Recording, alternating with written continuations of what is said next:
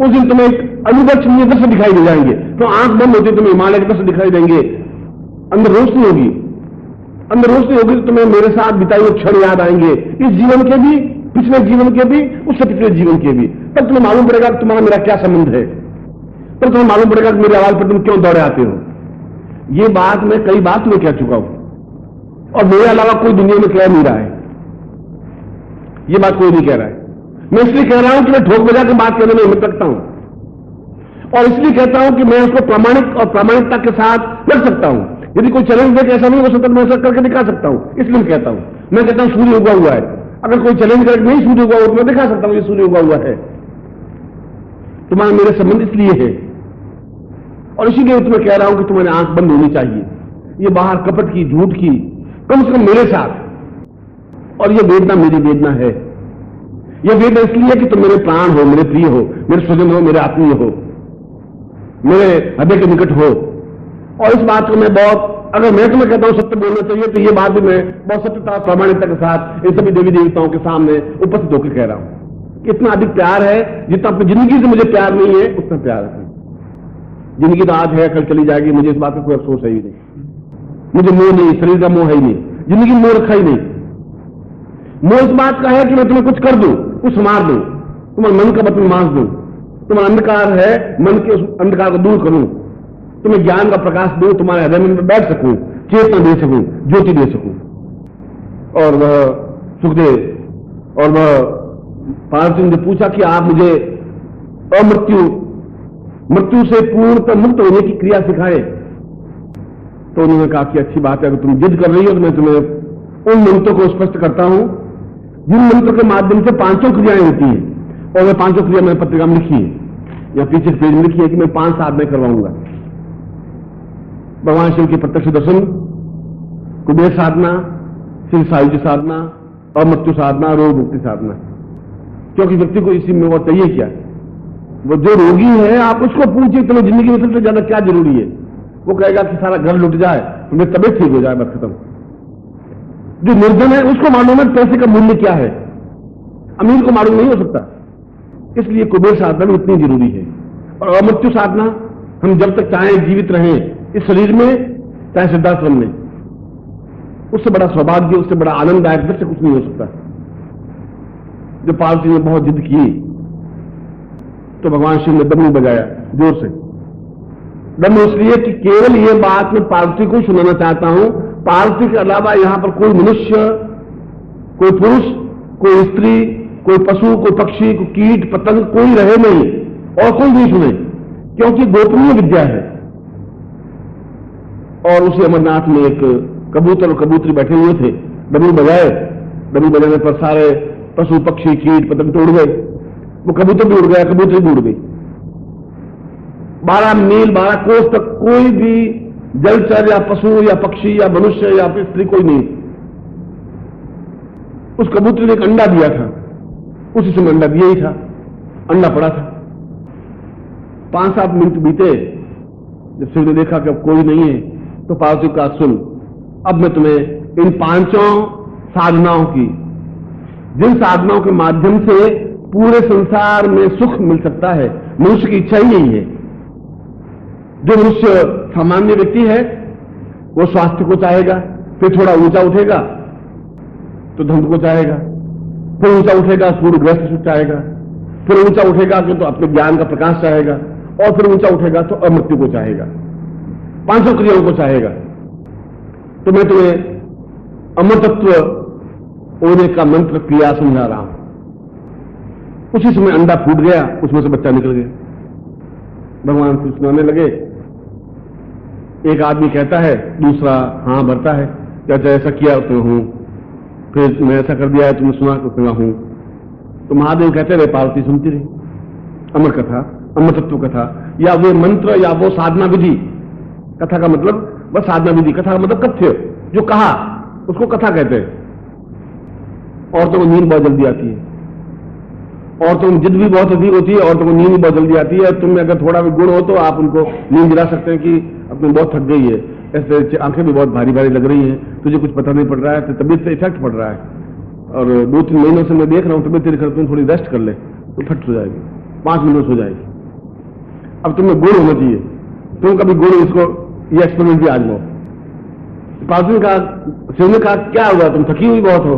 नहीं, मुझे अमृत तत्व सुना, ये चालाकी नहीं चलेगी, पूरी अमृत तत्व मैं सुनूंगी, ये मुझे ज्ञान चेतना चाहिए। उसने कहा फिर सुन। उन सुनने लगे, वह हुआ हूं करती रही, उसने सुनते समझाते गए। करीब आधी कथा हुई, पार्वती को नींद आ गई।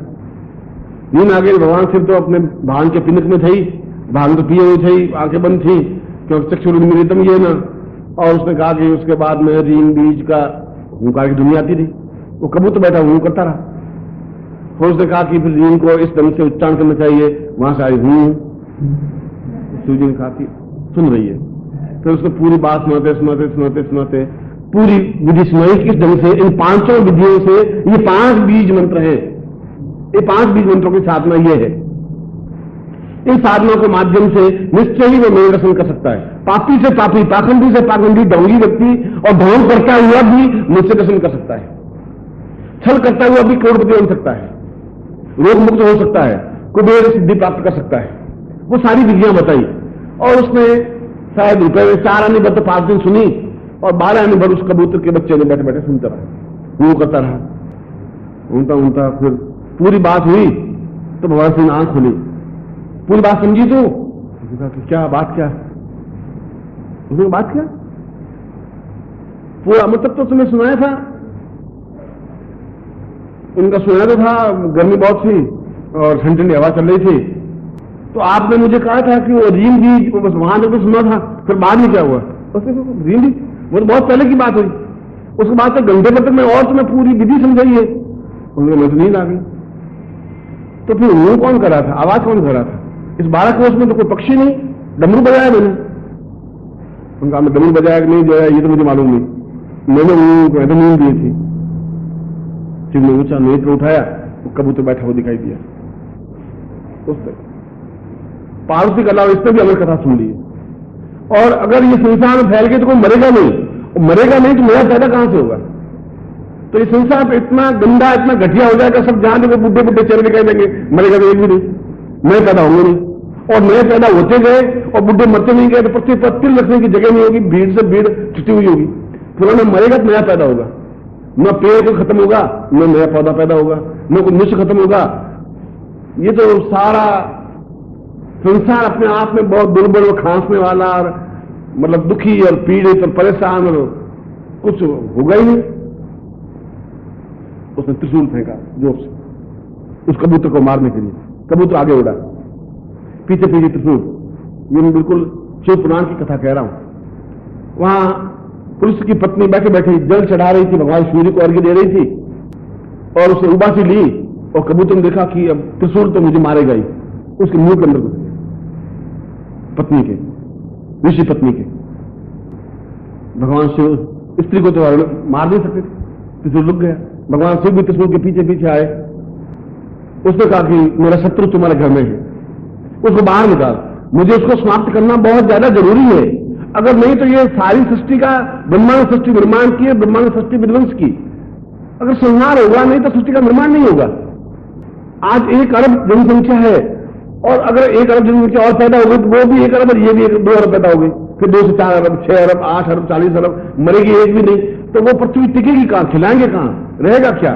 तो विनाश नहीं होगा तो सृजन कहां से होगा? और इसके बाद तो ये तो सारी बात फैल जाएगी।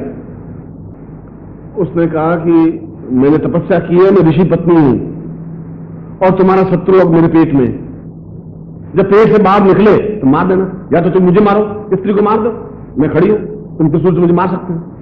उसने कहा मैं स्त्री को तो मार नहीं सकती, वो मार सकती, जो संतान उत्पन्न हो, शत्रु तो तुम्हारा वो है, जब पैदा हो तो मार देना। उनका मैं घर के बाहर बैठा रहूंगा, कोई भरोसा नहीं कब पैदा हो, कब निकल जाए, कोई 9 महीने का गर्भ हो, 5 महीने का गर्भ से निकल जाए, मैं यही दूरी लगाऊंगा। उसने कहा वो आपकी इच्छा है।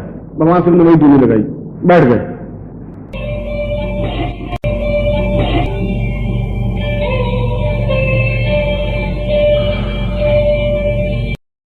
ಆ ದಿನವೇ ನಿನಗೊಂದು ಅನಿರ್ವಚನೀಯವಾದ ದೃಶ್ಯ ಕಾಣಿಸುತ್ತದೆ. ನೀನು ಕಣ್ಣು ಮುಚ್ಚಿದೊಡನೆಯೇ ನಿನಗೆ ಹಿಮಾಲಯ ಪರ್ವತದ ದೃಶ್ಯ ಕಾಣಿಸುತ್ತದೆ. ನಿನ್ನೊಳಗಿನ ಬೆಳಕಿನಿಂದಲೇ ನಿನಗೆ ನನ್ನೊಡನೆ ನೀನು ಕಳೆದಂತಹ ಕ್ಷಣಗಳು ಜ್ಞಾಪಕಕ್ಕೆ ಬರುತ್ತವೆ. ಈ ಜೀವನದ ಕ್ಷಣಗಳು, ಇದರ ಹಿಂದಿನ ಜೀವನದ ಕ್ಷಣಗಳು, ಅದಕ್ಕೂ ಹಿಂದಿನ ಜನ್ಮಗಳದ್ದೂ ಸಹ. ಆಗ ಮಾತ್ರವೇ ನಿನಗೆ ಸ್ಪಷ್ಟವಾಗುತ್ತದೆ ನಿನ್ನ ಮತ್ತು ನನ್ನ ನಡುವಿನ ಸಂಬಂಧ ಎಂತಹುದೆಂದು, ಏನೆಂದು. ಆಗ ನಿನಗೆ ಅರ್ಥವಾಗುತ್ತದೆ, ನನ್ನ ಧ್ವನಿ ಕೇಳಿದರೆ ಸಾಕು ನೀನೇಕೆ ನನ್ನ ಬಳಿ ಓಡೋಡಿ ಬರುತ್ತೀ ಎಂದು. ಈ ವಿಷಯವನ್ನು ಈಗಾಗಲೇ ಸಾಕಷ್ಟು ಬಾರಿ ನಾನು ನಿನಗೆ ಹೇಳಿಯೇ ಇದ್ದೇನೆ ಮತ್ತು ಇಡೀ ಪ್ರಪಂಚದಲ್ಲಿಯೇ ನನ್ನನ್ನು ಬಿಟ್ಟು ನಿನಗೆ ಬೇರೆ ಯಾರೂ ಈ ಮಾತನ್ನು ಹೇಳಿರಲು ಸಾಧ್ಯವೇ ಇಲ್ಲ. ನಾನು ಈ ಮಾತನ್ನು ಏಕೆ ಹೇಳುತ್ತಿದ್ದೇನೆಂದರೆ, ಸತ್ಯವನ್ನು ನಿರ್ಭೀತಿಯಿಂದ ನಿರ್ದಾಕ್ಷಿಣ್ಯವಾಗಿ ಘಂಟಾಘೋಷವಾಗಿ ಹೇಳುವ ಸಾಮರ್ಥ್ಯ ನನ್ನಲ್ಲಿದೆ. ಮತ್ತು ನಾನು ಏಕೆ ಈ ರೀತಿ ನಿರ್ಭಯವಾಗಿ ಮಾತನಾಡುತ್ತೇನೆಂದರೆ, ಆಡಿದ ಮಾತನ್ನು ಪ್ರಾಮಾಣಿಕವಾಗಿ ಪ್ರಮಾಣಪೂರ್ವಕವಾಗಿ ಸಿದ್ಧಪಡಿಸಲು ನಾನು ಸಮರ್ಥನಾಗಿರುವುದರಿಂದಲೇ. ನೀವು ಈ ರೀತಿ ಮಾಡಲು ಸಾಧ್ಯವೇ ಇಲ್ಲ ಎಂದು ಯಾರಾದರೂ ಕೆಣಕಿ ಚಾಲೆಂಜ್ ಮಾಡಿದ್ದೇ ಆದರೆ ನಾನು ಆ ಕಾರ್ಯವನ್ನು ಮಾಡಿ ತೋರಿಸಿಯೇ ಬಿಡುತ್ತೇನೆ.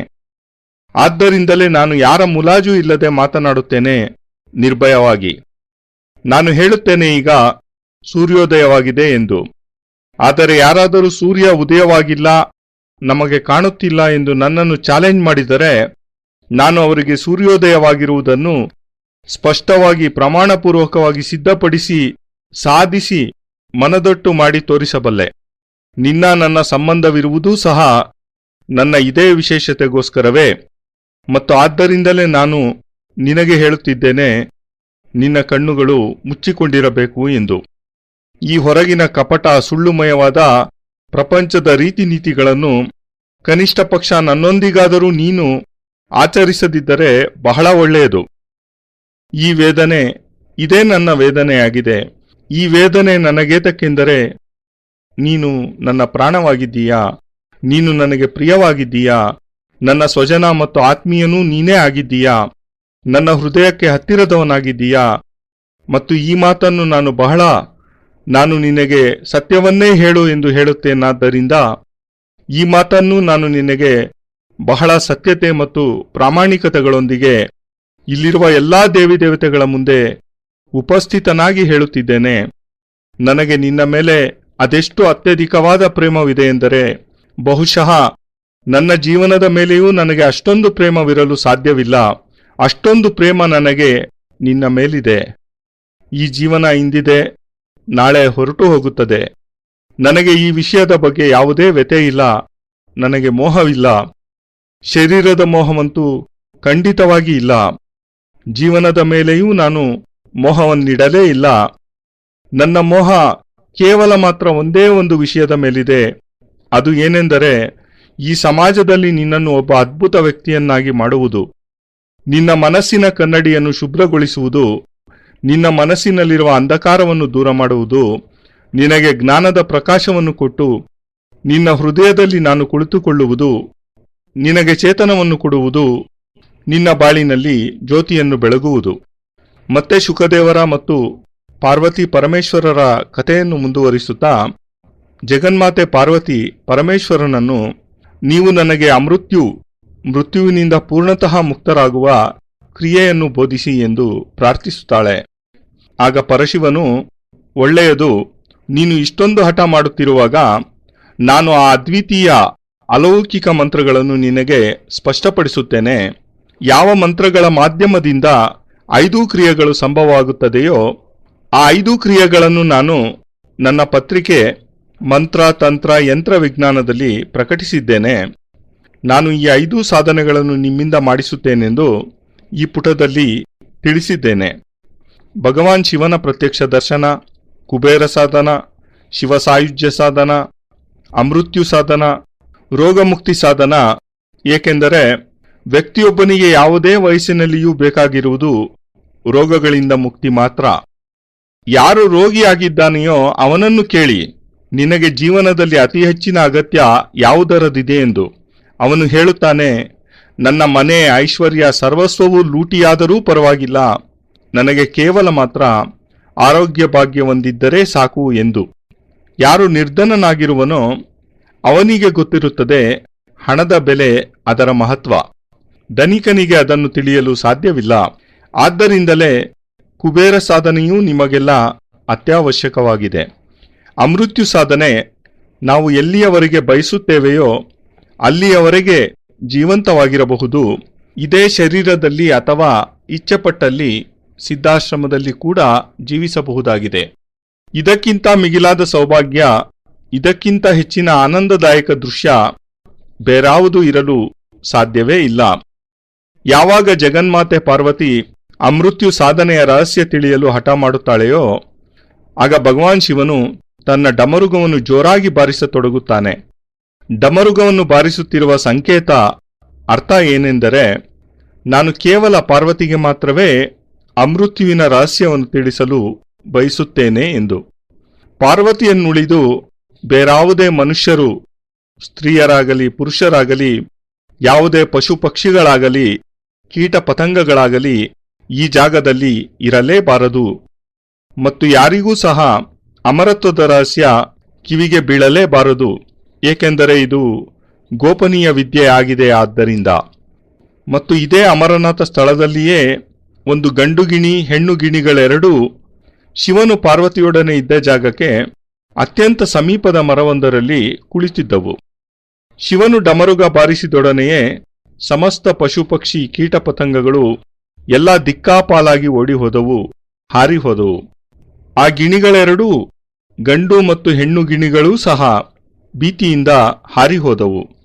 12 ಮೈಲುಗಳು 12 ಕೋಸುಗಳ ದೂರದವರೆಗೆ ಯಾವುದೇ ಜಲಚರವಾಗಲಿ, ಪಶುವಾಗಲಿ, ಪಕ್ಷಿಯಾಗಲಿ, ಮನುಷ್ಯರಾಗಲಿ, ಕೀಟ ಪತಂಗಗಳಾಗಲಿ ಇಲ್ಲವೇ ಇಲ್ಲವಾಯಿತು. ಶಿವನು ಡಮರುಗವನ್ನು ಬಾರಿಸುವುದಕ್ಕೆ ಸ್ವಲ್ಪ ಮುನ್ನ ಈಗ ಭೀತಿಗೊಂಡು ಹಾರಿಹೋದ ಹೆಣ್ಣು ಗಿಣಿ ಮೊಟ್ಟೆಯೊಂದನ್ನಿಟ್ಟಿತ್ತು ಆ ಮರದ ಪೊಟರೆಯಲ್ಲಿಯೇ. ಡಮರುಗದ ಭಯಾನಕ ನಾದವಾದ ನಂತರ ಆ ಸ್ಥಳದಲ್ಲಿ ಸ್ಮಶಾನ ಮೌನ, ಗಾಢ ನಿಶ್ಶಬ್ದ ಆವರಿಸಿತು. 5-7 ನಿಮಿಷಗಳ ಗಾಢ ನಿಶ್ಶಬ್ದವನ್ನು ಆಲಿಸಿದ ಶಿವನು ಯಾವುದೇ ಜೀವಿಗಳು ಈ ಸುತ್ತಮುತ್ತಲಿನಲ್ಲಿರಲು ಸಾಧ್ಯವೇ ಇಲ್ಲವೆಂದು ದೃಢವಾದ ನಂತರ ಪಾರ್ವತಿಗೆ ಅಮರತ್ವದ ರಹಸ್ಯವನ್ನು ತಿಳಿಸಲು ಪ್ರಾರಂಭಿಸಿದನು. ಈಗ ನಾನು ನಿನಗೆ ಈ 5 ಸಾಧನೆಗಳ ಯಾವ ಸಾಧನೆಗಳಿಂದ ಸಂಪೂರ್ಣ ಜಗತ್ತಿನಲ್ಲಿ ಸುಖ ಪ್ರಾಪ್ತಿಯಾಗುವುದೋ ಅದನ್ನು ತಿಳಿಸುತ್ತಿದ್ದೇನೆ. ಪ್ರತಿಯೊಬ್ಬ ಮನುಷ್ಯನ ಇಚ್ಛೆಯೂ ಇದೇ ಆಗಿದೆ. ಯಾರು ಸಾಮಾನ್ಯ ಮನುಷ್ಯನಾಗಿದ್ದಾನೆಯೋ ಅವನು ಸ್ವಾಸ್ಥ್ಯವನ್ನು, ಆರೋಗ್ಯವನ್ನು ಬಯಸುತ್ತಾನೆ. ಅದರಿಂದ ಸ್ವಲ್ಪ ಮೇಲೆ ಯೋಚಿಸಿದವನು ಧನಪ್ರಾಪ್ತಿ ಮಾಡಿಕೊಳ್ಳಲು ಬಯಸುತ್ತಾನೆ. ಅದರಿಂದ ಇನ್ನೂ ಸ್ವಲ್ಪ ಹೆಚ್ಚಿನದನ್ನು ಬಯಸುವ ಮನುಷ್ಯ ಗೃಹಸ್ಥ ಸುಖವನ್ನು ಕೋರಿಕೊಳ್ಳುತ್ತಾನೆ.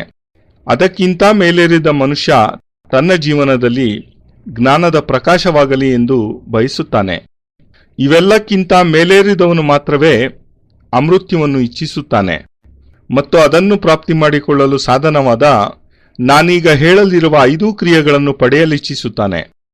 ನಾನಂತೂ ಈಗ ನಿನಗೆ ಅಮೃತತ್ವವನ್ನು ಗಳಿಸುವ ಮಂತ್ರಕ್ರಿಯೆಯನ್ನು ಸ್ಪಷ್ಟಪಡಿಸುತ್ತಿದ್ದೇನೆ.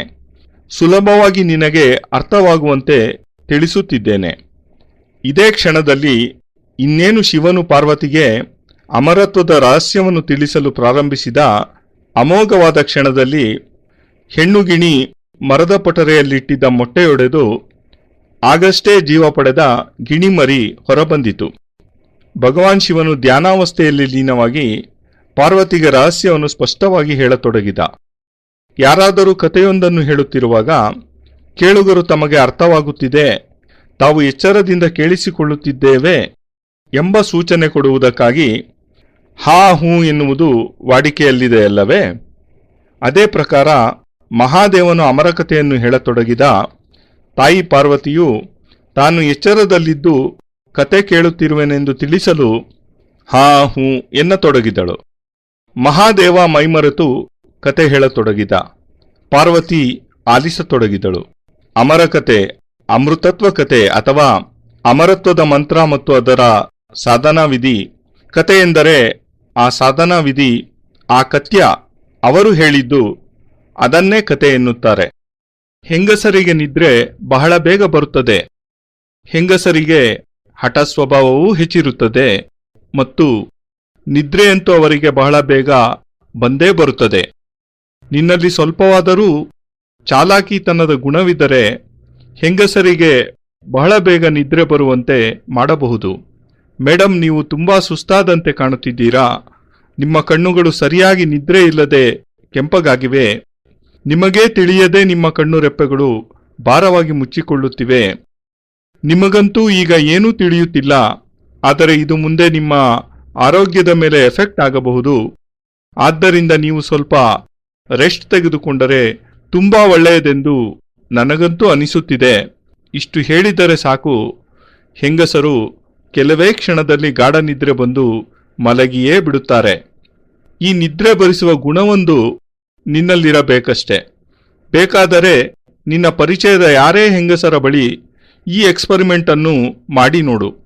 ಶಿವನು ಹೇಳುತ್ತಾನೆ ಪಾರ್ವತಿಗೆ, ಯಾಕೋ ಈ ದಿನ ನೀನು ತುಂಬಾ ಸುಸ್ತಾದಂತೆ ನನಗೆ ಕಾಣುತ್ತಿದ್ದೀಯಲ್ಲ ಎಂದು.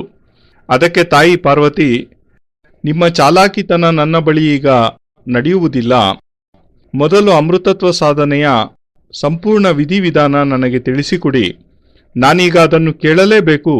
ನನಗೆ ಆ ಸಾಧನೆಯ ಪರಿಪೂರ್ಣ ಜ್ಞಾನ ಚೇತನ ಬೇಕೇ ಬೇಕು ಎಂದು ಶಿವನನ್ನು ಆಗ್ರಹಿಸುತ್ತಾಳೆ.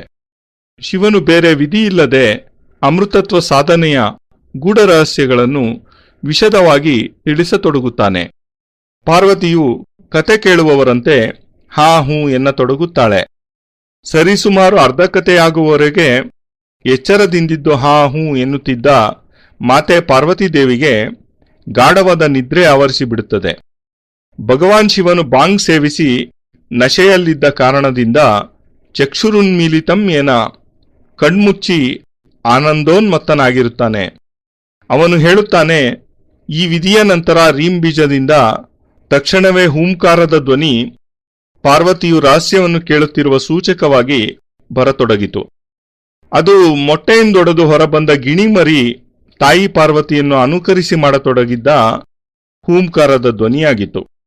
ಶಿವನು ರೀಂಕಾರವನ್ನು ಈ ರೀತಿಯಲ್ಲೇ ಉಚ್ಚರಿಸಬೇಕು ಎಂದಾಗ ಗಿಣಿಮರಿಯು ಪಾರ್ವತಿಯಂತೆಯೇ ಹೂಂಗುಟ್ಟಿತು. ಶಿವನಿಗೆ ಪಾರ್ವತಿ ಸಂಪೂರ್ಣ ಎಚ್ಚರವಾಗಿ ತನ್ನ ಮಾತುಗಳನ್ನು ಆಲಿಸುತ್ತಿರುವಳೆಂಬ ನಂಬಿಕೆ ಏರ್ಪಟ್ಟಿತು. ಆ ನಂತರ ಶಿವನು ಮಧ್ಯದಲ್ಲಿ ತನ್ನ ಪ್ರವಚನವನ್ನು ಎಲ್ಲೆಲ್ಲಿ ನಿಲ್ಲಿಸಿದರೂ ಸರಿಯಾಗಿ ಪಾರ್ವತಿಯ ಹೂಂಕಾರದ ಧ್ವನಿ ಬರಲಾರಂಭಿಸಿದ್ದರಿಂದ ನಿಶ್ಚಿಂತೆಯಿಂದ ಸಂಪೂರ್ಣ ವಿಧಿವಿಧಾನಯುಕ್ತವಾದ ಅಮರತತ್ವ ಸಾಧನೆಯನ್ನು ಪಾರ್ವತಿಗೆ ಉಪದೇಶ ಮಾಡಿದನು. ಯಾವ ರೀತಿ ಈ 5 ವಿಧಿಗಳಿಂದ ಈ 5 ಬೀಜಮಂತ್ರಗಳನ್ನು, ಈ 5 ಬೀಜಮಂತ್ರಗಳ ಸಾಧನೆಯಾದ ಇದನ್ನು, ಈ ಸಾಧನೆಯ ಮಾಧ್ಯಮದಿಂದ ನಿಶ್ಚಯವಾಗಿಯೂ ಪಾಪಿಗಳಲ್ಲಿ ಪರಮ ಪಾಪಿಯಾದವನು, ಪಾಖಂಡಿಗಳಲ್ಲಿ ಮಹಾಪಾಖಂಡಿಯಾದವನು, ಡೋಂಗಿಗಳಲ್ಲಿ ಉನ್ನತ ಮಟ್ಟದ ಡೋಂಗಿಯಾದವನು ಮತ್ತು ಡೋಂಗನ್ನು ಮಾಡುತ್ತಲೇ ನನ್ನ ದರ್ಶನವನ್ನು ಪಡೆಯಬಹುದಾಗಿದೆ. ದ್ವೇಷ ಭಾವನೆಯಿಂದ ಕೂಡಿದವನಾಗಿಯೂ ಸಹ ಅವನು ಕೋಟ್ಯಾಧಿಪತಿಯಾಗಬಹುದಾಗಿದೆ, ರೋಗಮುಕ್ತನಾಗಬಹುದಾಗಿದೆ, ಕುಬೇರ ಸಿದ್ಧಿಯನ್ನೂ ಪಡೆಯಬಹುದಾಗಿದೆ. ಈ ಎಲ್ಲ ವಿಧಿವಿಧಾನಗಳನ್ನೂ ಶಿವನು ಪಾರ್ವತಿಗೆ ಬೋಧಿಸಿದನು.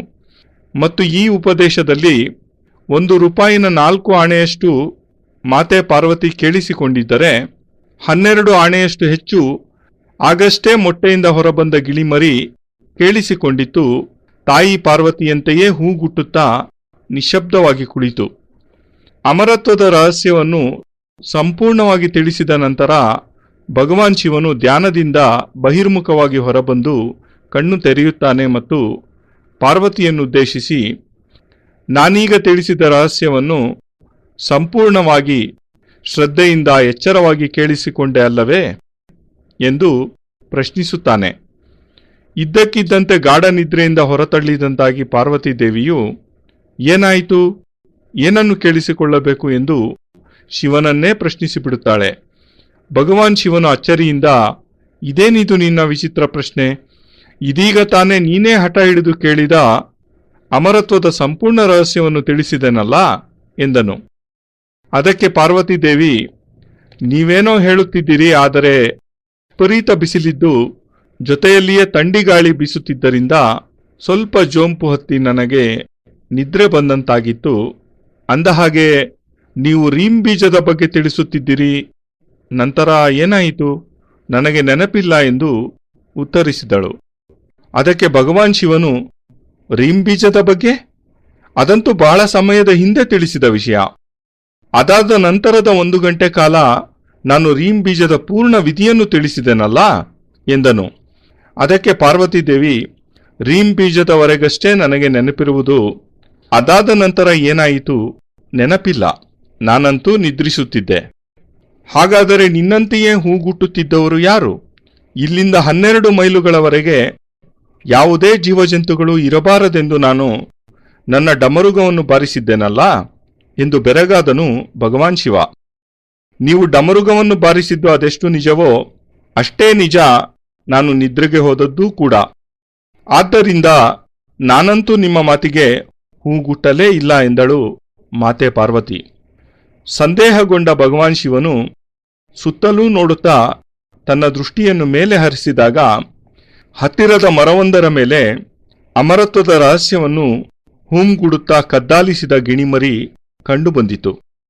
ಪಾರ್ವತಿಯಲ್ಲದೆ ಈ ಗಿಣಿಮರಿಯೂ ಈಗ ಅಮರತ್ವದ ರಹಸ್ಯವನ್ನು ತಿಳಿದುಕೊಂಡಿದೆ. ಇದೇನಾದರೂ ಈಗ ನನ್ನಿಂದ ತಪ್ಪಿಸಿಕೊಂಡು ಹಾರಿ ಹೋದದ್ದೇ ಆದರೆ ಅತ್ಯಂತ ಗೋಪನೀಯವಾದ ಅಮರತ್ವದ ರಹಸ್ಯ ಸಂಪೂರ್ಣ ಸೃಷ್ಟಿಯಲ್ಲೆಲ್ಲ ಹರಡುವ ಸಾಧ್ಯತೆ ಇದೆ. ಹಾಗೇನಾದರೂ ಆದಲ್ಲಿ ಹುಟ್ಟಿದ ಯಾರೊಬ್ಬರೂ ಸಾಯುವುದೇ ಇಲ್ಲ. ಯಾರೂ ಸಾಯುವುದೇ ಇಲ್ಲವೆಂದ ಮೇಲೆ ಹೊಸದಾಗಿ ಮತ್ಯಾರೂ ಹುಟ್ಟುವಂತೆಯೇ ಇಲ್ಲ. ಇಡೀ ಸೃಷ್ಟಿಯಲ್ಲಿ ದುರ್ಗಂಧ, ರೋಗ ರುಜಿನಗಳು ಎಲ್ಲೆಲ್ಲಿ ನೋಡಿದರೂ ವೃದ್ಧರು, ಅಶಕ್ತರು, ರೋಗಿಗಳು ತುಂಬಿದ್ದರೂ ಯಾರೂ ಸಾಯುವುದೇ ಇಲ್ಲ. ಹೊಸ ಜೀವಗಳು ಉತ್ಪತ್ತಿಯಾಗುವುದಿಲ್ಲ ಮತ್ತು ಹೊಸಬರು ಜನ್ಮ ತಾಳುತ್ತಾ ಹೋಗಿ ವೃದ್ಧರು ಸಾವನ್ನಪ್ಪದಿದ್ದರೆ ಈ ಇಡೀ ಪೃಥ್ವಿಯಲ್ಲಿ ಒಂದು ಎಳ್ಳನ್ನು ಇಡುವಷ್ಟು ಸ್ಥಳವೂ ಉಳಿಯುವುದಿಲ್ಲ. ಅಪಾರ ಜನಸಂಖ್ಯೆಯಿಂದ ತುಂಬಿ ಹೋಗುತ್ತದೆ ಈ ಭೂಮಿ. ಹಳಬರು ಸತ್ತರೆ ಮಾತ್ರ ಹೊಸಬರು ಹುಟ್ಟಬಹುದು. ಹಳೆಯದಾಗಿ ಶಿಥಿಲವಾದ ವೃಕ್ಷಗಳು ಧರೆಗುರುಳದಿದ್ದರೆ ಹೊಸದಾಗಿ ಹುಟ್ಟಿದ ಸಸಿಗಳು ಆ ವೃಕ್ಷಗಳ ಸ್ಥಾನವನ್ನು ತುಂಬಲಾಗುವುದಿಲ್ಲ. ಅದೇ ರೀತಿ ವಯಸ್ಸಾದರೂ ಮನುಷ್ಯ ಸಾವನ್ನಪ್ಪದಿದ್ದರೆ ಈ ಜಗತ್ತು ತನ್ನಲ್ಲಿಯೇ ತಾನು ಅತ್ಯಂತ ದುರ್ಬಲ, ರೋಗಪೀಡಿತ, ದುಃಖತಪ್ತ, ಅತೀವ ಯಾತನೆಯಿಂದಿರುವ ಮನುಷ್ಯ, ಪಶು ಪಕ್ಷಿ ಜೀವಸಂಕುಲಗಳಿಂದ ತುಂಬಿ ಹೋಗುತ್ತದೆ. ಈ ಮಹಾಸಂಕಟದಿಂದ ಪ್ರಪಂಚವನ್ನು ರಕ್ಷಿಸಲು ಭಗವಾನ್ ಶಿವನು ಆ ಗಿಣಿಮರಿಯನ್ನು ಕೊಲ್ಲಲು ತನ್ನ ತ್ರಿಶೂಲವನ್ನು ಜೋರಾಗಿ ಎಸೆದನು. ತನಗಿನ್ನು ಉಳಿಗಾಲವಿಲ್ಲವೆಂದು ತಿಳಿದ ಆ ಗಿಣಿಮರಿಯು ತಕ್ಷಣವೇ ಮರದಿಂದ ಹಾರಿಹೋಯಿತು.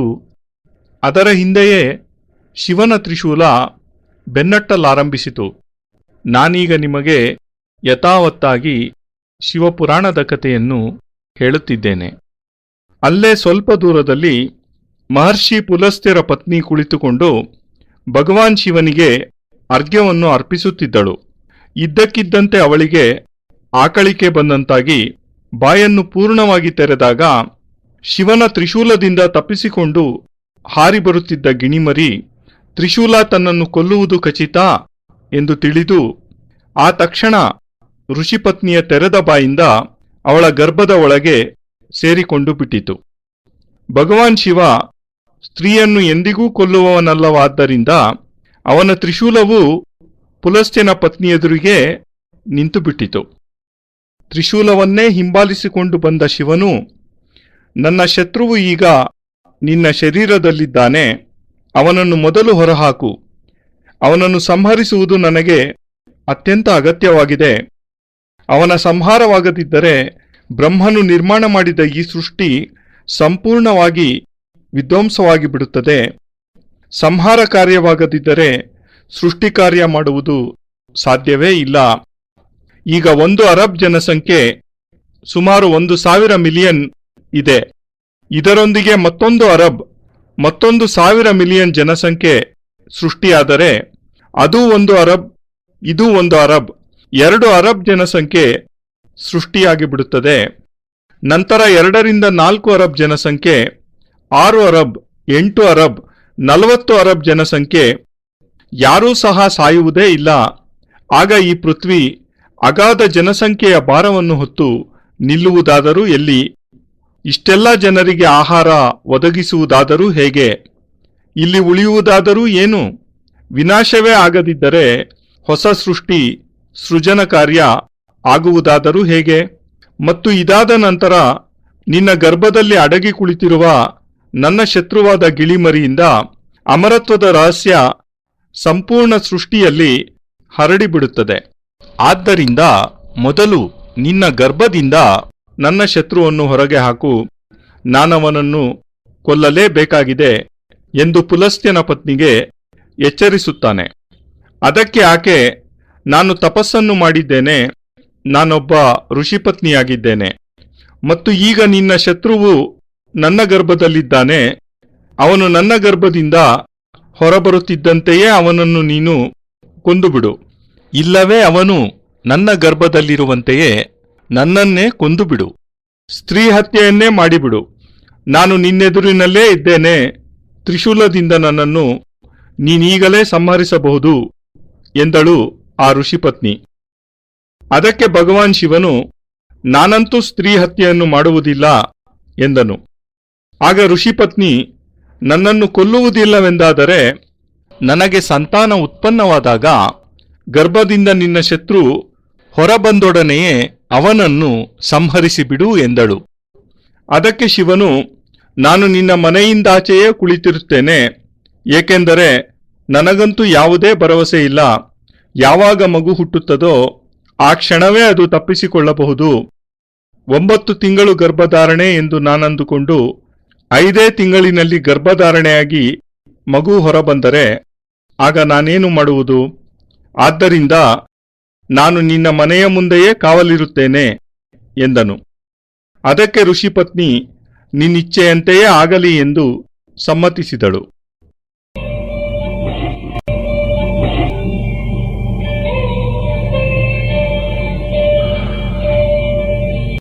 ನಾರಾಯಣೋ ತ್ವಂ ನಿಖಿಲೇಶ್ವರೋ ತ್ವಂ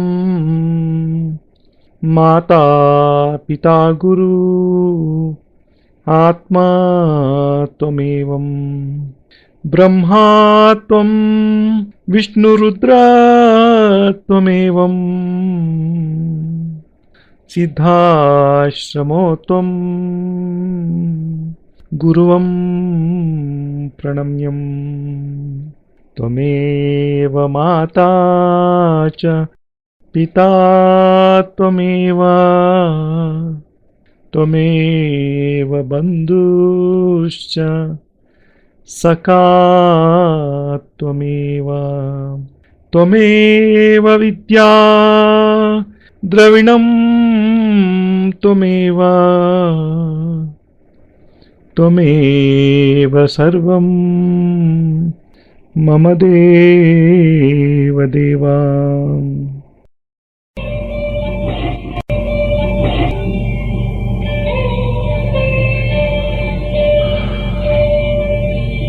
ತ್ವದೀಯಂ ವಸ್ತು ನಿಖಿಲಂ ತುಭ್ಯಮೇವಂ ಸಮರ್ಪಯೇತ್. ಜೈ ಗುರುದೇವ್.